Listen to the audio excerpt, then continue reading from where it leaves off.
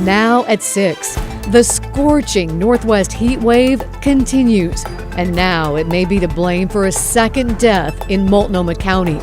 What we're learning so far, and when the cool down will be coming. And caught on camera. How officers responding to a DUI on a local highway suddenly found themselves with a second suspect.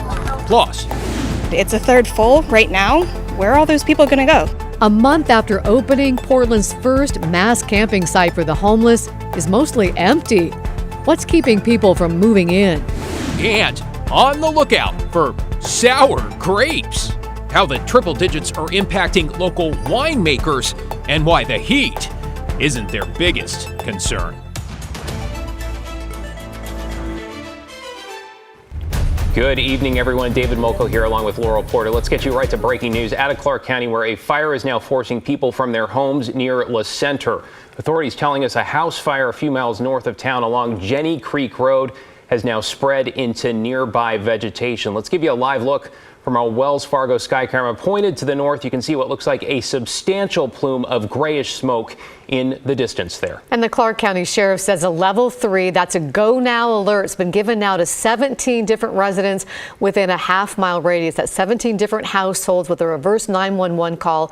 They're within a half-mile radius of that home on Jenny Creek Road. Fire crews on the scene right now. We also have a crew on the way. We're keeping an eye on it for you. We'll keep you updated here and online. Yeah, obviously a big concern with the heat. Let's bring in Chief Meteorologist Matt Zaffino. Now, Matt, what are we talking about in terms of conditions, temperature, wind in that area right now? Yeah, right. I mean, temperature's obviously very high. Humidity is low, so that leaves the wind, right? And you can see when you look at this fire here, it is getting blown. You're looking north, okay? So that means the wind is blowing from west to east and the smoke is heading out towards the Cascades. But when I look at the wind observations around La Center, most of them are not very strong. Weak winds. So the closest observation that we get hourly data from to La Center is Woodland. Woodland here, La Center is right about there. And look, the winds are pretty much all calm around that area. Northwest winds at 4 at Battleground, 3 at Yakult. So in a way, that's good news. I don't expect huge winds to fan the flames and make it more difficult for the folks that are fighting that fire. But as we saw from the sky cam, there is some wind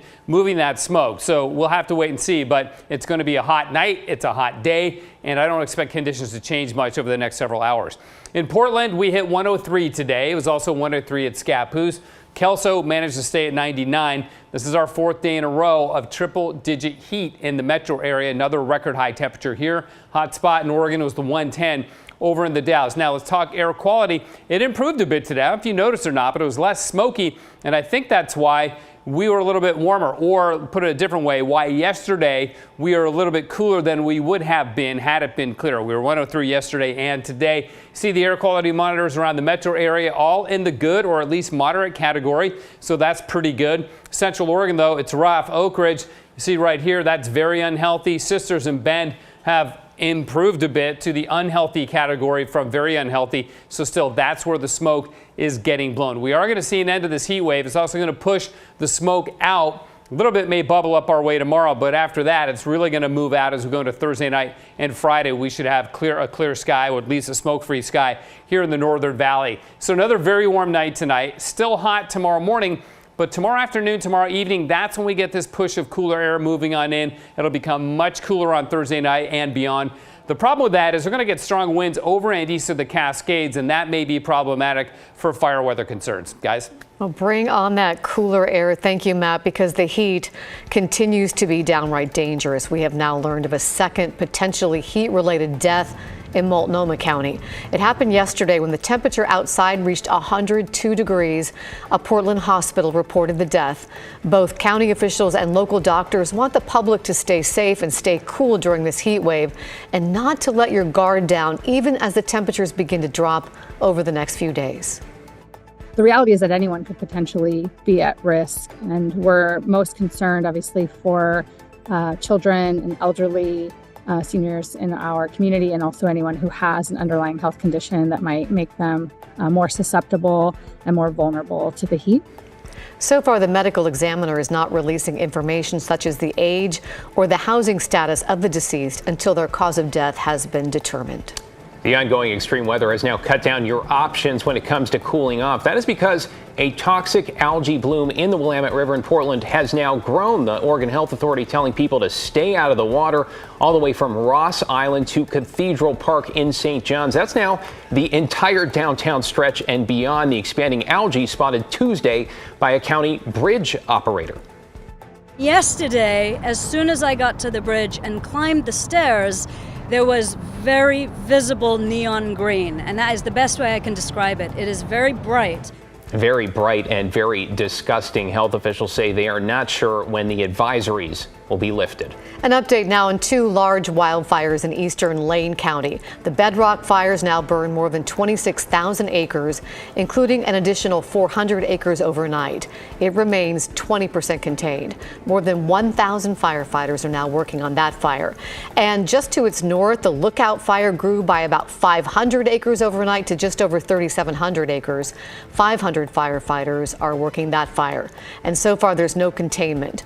Mandatory level 3 evacuations remain in effect north of Highway 126 between Blue River Reservoir and the McKenzie River Ranger Station. Well, we've got some incredible video out of Tigard where police officers were investigating a suspected DUI on Highway 217. They had the suspect pulled over on the side of the road. They were in the middle of a field sobriety test when suddenly this. Stay like this until I tell you otherwise. Do you understand? Yes, sir. Come over here. Oh. Well, that was the sound of another driver slamming into one of their patrol cars, which was thankfully parked further back and empty at the time. The video released from the early morning hours last Friday. The airbags went off. Police say the driver and passenger were not seriously hurt. Police arrested her for DUI and reckless endangering. The first driver is also facing DUI charges after authorities say they clocked them going 106 in a 55 zone. If you go to the Clackamas County Fair, you might see a different kind of booth. District Attorney John Wentworth is handing out these free pouches. It's a product called Deterra that's a safe way to deactivate and dispose of drugs like opioids. You just put your unwanted drugs into that pouch and add water. Then it mixes with activated carbon in the pouch that renders the potentially lethal drugs inert and unusable. There's no way to bring them back. Wentworth says other places like San Diego have given out these pouches with good results. If you can't make it to the fair, Wentworth says a large purchase of the pouches is on the way to distribute across the county. Well, it's been about a month now since homeless people started moving into Portland's first large-scale sanctioned campsite. It's in southeast Portland and part of the mayor's strategy when it comes to getting people off the streets. And while that site can hold about 200 people, it turns out it's not even half full. Our Blair Bess went to find out why. Yeah, we have a small debt of gratitude. In July, the city of Portland opened the gates to its first temporary alternative shelter site. We have the funding for the first 3 sites. It's a tiny home village off Southeast Powell Boulevard, meant to house up to 200 homeless people. So far, 80 have moved in. Getting the rest of our stuff and finishing moving. Like this woman and her partner, who we met last week. We weren't about it at first, but then they said that they made it work, so. 6 days later, she was back at her camp under the Morrison Bridge. First night was pretty cool. It was like really laid back. We filed up some paperwork and then they let us into our unit. Since you moved in there, how many times have you come back out on the streets to your camp? Not to my camp, but I hang out with my friends out here and stuff almost every day. Now, many people may see a city-sanctioned campsite as a quick fix to homelessness, but as we just saw, many people who have lived out here for years have created a community, which is hard to leave. The city of Portland says they're moving people into the site, but slowly. Sheila Cicchini, who works near it, has concerns. It's a third full right now. Where are all those people going to go? The tiny homes are great, but we certainly don't have enough. The city says it's based on a referral system, and about 5 people are allowed to move in each day, which is partly why it hasn't been filled yet. Another reason, people like David Bentley, who we met earlier this week. These few little tiny home villages, it ain't cutting it, you know what I mean? And the way they're set up is like some sort of minimum security prison. City outreach crews have been trying to get him into the site, but he's missed 2 intake interviews. You have to make sure you check in all your weapons.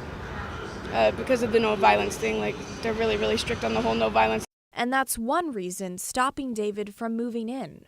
All of us make sure that we have a weapon on us, like, at all times. So that like, goes against the first, like, rule or law of, being out here. Is make sure you can defend yourself. A survival tactic that this woman says she can finally let go of now that she's in a tiny home.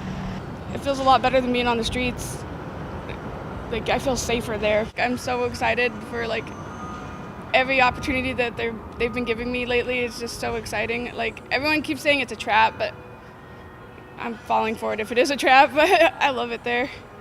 Well, let's find out more. Blair joins us now. She really likes it. So what about other folks? Do they think things are running smoothly? So the people that I've talked with, they do think it's running smoothly. I do want to point out that David, that homeless man we met, he changed his mind about the site and actually moved in yesterday. Now, he's a perfect example of how hard it is for some of these people to leave life on the streets behind. I do have a question, though, follow up the city's Safe Park Village. I know you did a story on that a couple weeks ago. Yes. This is where people can move their RVs. At the time, only 9 vehicles had moved in. I think there were something like 55 spots available. Has that changed at all? So the number has gone up slightly. Again, this is the site just for people who live in their vehicles. And now there are 13 vehicles. So since our last report, 4 more have moved in. Going in the right direction, at least. The right direction, slowly but surely. I know you'll keep watching it. Thank you, Blair. Coming up at 6:30 on The Story, a federal judge makes an unprecedented move and orders criminal defendants in Washington County be released from jail if they've been held for more than 10 days without a lawyer. Well, let's bring in investigative reporter Kyle Iboshi now with a preview. Kyle. Well, federal judge Michael McShane used some strong words to describe Oregon's flawed practice of holding people in jail without a lawyer, calling it an embarrassment and a, quote, complete tragedy.